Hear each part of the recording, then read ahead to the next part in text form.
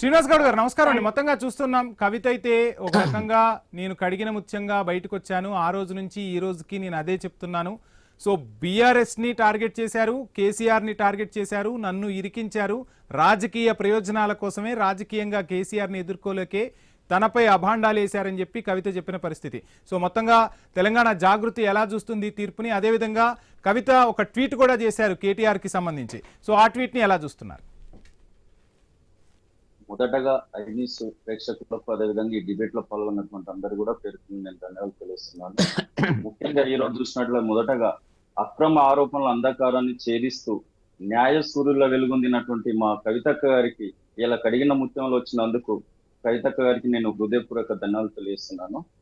అదేవిధంగా ఇవాళ మనం చూసినట్లయితే కవిత గారు డే 1 నుంచి కూడా ఈడీ కావచ్చు, సిబిఐ కావచ్చు, డే 1 నుంచి కూడా ఇందులో నాకు ఎలాంటి ప్రమేయం లేదు, ఇది కేవలం రాజకీయ కుట్ర మాత్రమే. ఈ రాజకీయ కుట్రలలో మా నాన్నగారు అయినటువంటి కేసరి గారిని ఆయనను ఏం చేయలేక కేవలం ఒక ఆడబిడ్డగా నన్ను ఇలా ఇరికిస్తున్నారు. ఈ ఇరికియడం ద్వారా ఏంటంటే బీఆర్ఎస్ పార్టీ పతనం కావాలన్నట్టు ఉద్దేశం కొద్ది ఇలా కేంద్ర ప్రభుత్వంలో ఉన్నటువంటి బీజేపీ ప్రభుత్వం ఏదైతే సిబిఐ కావచ్చు, ఈడీ కావచ్చు, వాళ్ళ యొక్క జేబు సంస్థ లెక్క వాడుకుంటా ఎక్కడైతే ఢిల్లీలో కావచ్చు, ఎక్కడైతే వాళ్ళ యొక్క అధికారం లేదో ఆ అధికారం లేని చోట ఈ యొక్క వాళ్ళ యొక్క సంస్థలను ఒక జేబు సంస్థ లెక్క ఏర్పాటు చేసుకొని వాళ్ళని అరెస్టు చేసే క్రమంలో ఇలా కవితక్క గారిని ఇలా ఎలాంటి ఆధారాలు లేకుండానే వాళ్ళను మనీ లాండరింగ్ అని లేకుంటే లిక్కర్ స్కామ్ అని వాటిలో ఇరికిచ్చి సుమారు ఒక 5.5 నెలలు తీహార్ జైల్లో ఉంచడం అనేది నిజంగా చాలా దౌర్భాగ్యమైన దినం. మార్చి 15 రోజు మా జాగృతి కావచ్చు, అదేవిధంగా తెలంగాణ ప్రజలు చీకటి దినంగా ఏ విధంగా అయితే భావించిరో ఈ డేట్ రోజు మేము ఒక పండుగ లెక్క జరుపుకుంటున్నాం. ఎందుకంటే అసత్య ప్రచారాలతోని, అసత్య ఆరోపణలతోని మా కవితక్క వారిపై నిందలు మోపి ఆమెను జైలు పంపిన ప్రతి రోజు కూడా వాళ్ళ కుటుంబానికి, వాళ్ళ భర్తకు, వాళ్ళ పిల్లలతో పాటు యావత్ తెలంగాణ ప్రజలు ఆడబిడ్డగా శ్రీనివాస్ గౌడ్ గారు, నా ప్రశ్న ఏంటంటే కవిత అరెస్ట్ అయ్యేటప్పుడు కేటీఆర్ పక్కనే ఉన్నారు, ఆ ఆఫీసర్లతో గొడవబడిన దృశ్యాలు కూడా మనందరం మీడియా వేదికగా చూసిన పరిస్థితి. అట్ ది సేమ్ టైం కవితను జైల్లో వెళ్ళినప్పుడు కలిశారు, న్యాయ సహాయాన్ని అందించారు, కవిత బయటకు వచ్చినప్పుడు కూడా కేటీఆర్ దగ్గరుండి తీసుకొచ్చిన పరిస్థితి.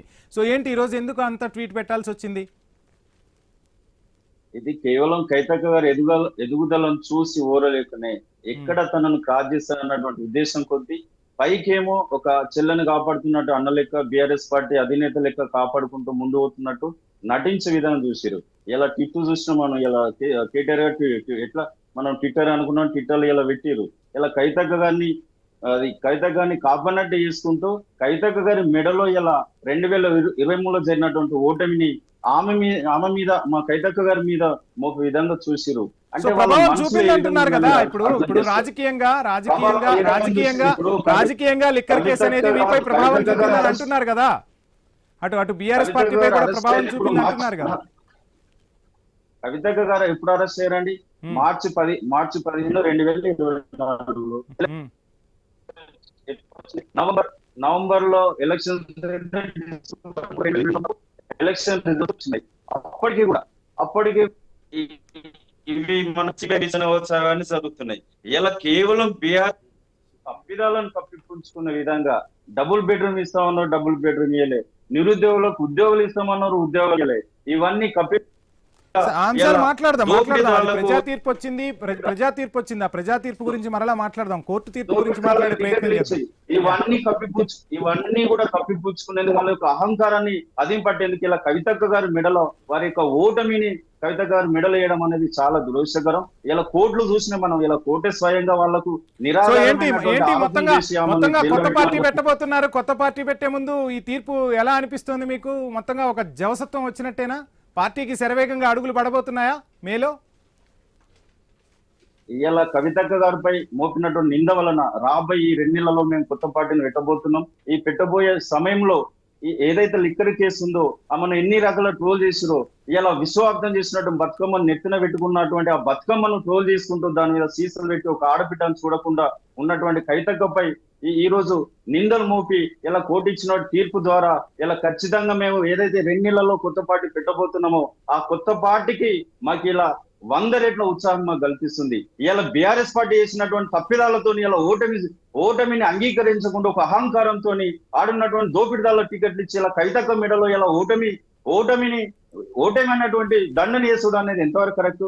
ఖచ్చితంగా మీరు అన్నట్టు ఏదైతే మేము కొత్త పార్టీ పెట్టబోతున్నామో ఆ కొత్త పార్టీ అనేది ఇలా మాకు చాలా ఉత్సాహం ఇస్తుంది. ఎందుకంటే కడిగిన ముత్యం లేక మా కవితక్క గారు వచ్చిరు. జైల్లో ఉన్నప్పుడు కూడా ఎప్పుడైతే కోర్టులో హాజరుపరిచే సమయంలో కూడా మొక్కవోని ధైర్యంతో, ఎక్కడ కూడా తప్పు చేయలేదు కాబట్టి మొక్కవోని ధైర్యంతో నేను కడిగిన ముత్యం లెక్క వస్తున్నా అని చెప్పి మా జాగృతి కార్యకర్తలు కావచ్చు, తెలంగాణ ప్రజలు కూడా చెప్పుకుంటూ వచ్చింది.